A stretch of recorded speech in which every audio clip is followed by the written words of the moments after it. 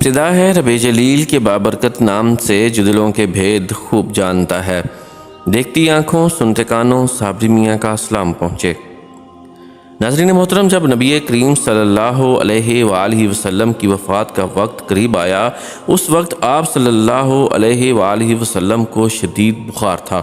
آپ صلی اللہ علیہ وآلہ وسلم نے حضرت بلال رضی اللہ تعالیٰ عنہ کو حکم دیا کہ مدینہ میں اعلان کر دو کہ جس کسی کا حق مجھ پر ہو وہ مسجد نبوی میں آ کر اپنا حق لے لے۔ مدینہ کے لوگوں نے یہ اعلان سنا تو آنکھوں میں آنسو آ گئے اور مدینہ میں کوہرام مچ گیا۔ سارے لوگ مسجد نبوی میں جمع ہو گئے۔ صحابہ کرام رضوان اللہ تعالی علیہم اجمعین کی آنکھوں میں آنسو تھے، دل بے چین و بے قرار تھا۔ پھر نبی کریم صلی اللہ علیہ وآلہ وسلم تشریف لائے۔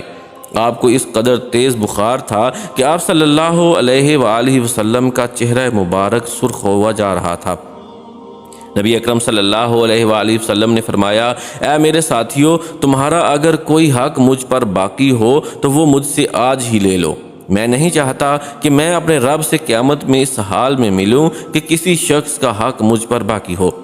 یہ سن کر صحابہ کرام رضوان اللہ تعالی علیہم اجمعین کا دل تڑپ اٹھا۔ مسجد نبوی میں آنسوؤں کا ایک سیلاب بہہ پڑا۔ صحابہ کرام رضوان اللہ تعالی علیہم اجمعین رو رہے تھے، لیکن زبان خاموش تھی کہ اب ہمارے آقا ہمارا ساتھ چھوڑ کر جا رہے ہیں۔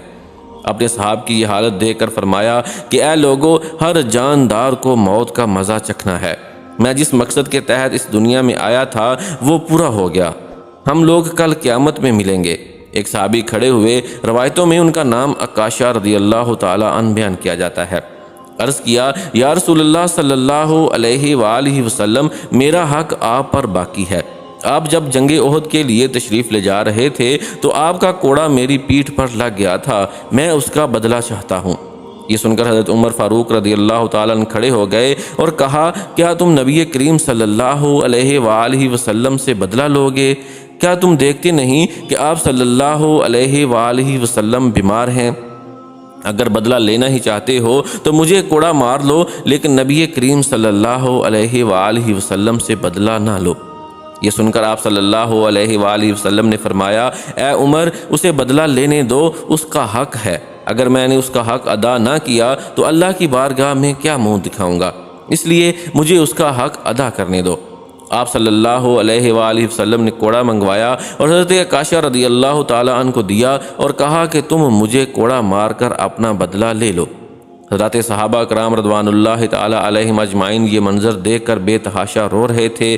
حضرت عکاشہ رضی اللہ تعالیٰ عنہ نے کہا کہ اے اللہ کے رسول، میری ننگی پیٹھ پر آپ کا کوڑا لگا تھا۔ یہ سن کر نبی کریم صلی اللہ علیہ وآلہ وسلم نے اپنا کرتا مبارک اتار دیا اور کہا، لو تم میری پیٹھ پر کوڑا مار لو۔ حضرت عکاشہ رضی اللہ تعالیٰ عنہ نے جب اللہ کے رسول صلی اللہ علیہ وآلہ وسلم کی پیٹھ مبارک کو دیکھا تو کوڑا چھوڑ کر جلدی سے آپ صلی اللہ علیہ وآلہ وسلم کی پیٹھ مبارک کو چوم لیا اور کہا، یا رسول اللہ صلی اللہ علیہ وآلہ وسلم، فداک ابی و امی، میری کیا مجال کہ میں آپ کو کوڑا ماروں؟ میں تو یہ چاہتا تھا کہ آپ کی مبارک پیٹھ پر لگی مہر نبوت کو چوم کر جنت کا حقدار بن جاؤں۔ یہ سن کر آپ صلی اللہ علیہ وآلہ وسلم مسکرائے اور فرمایا، تم نے جنت اپنے اوپر واجب کر لی۔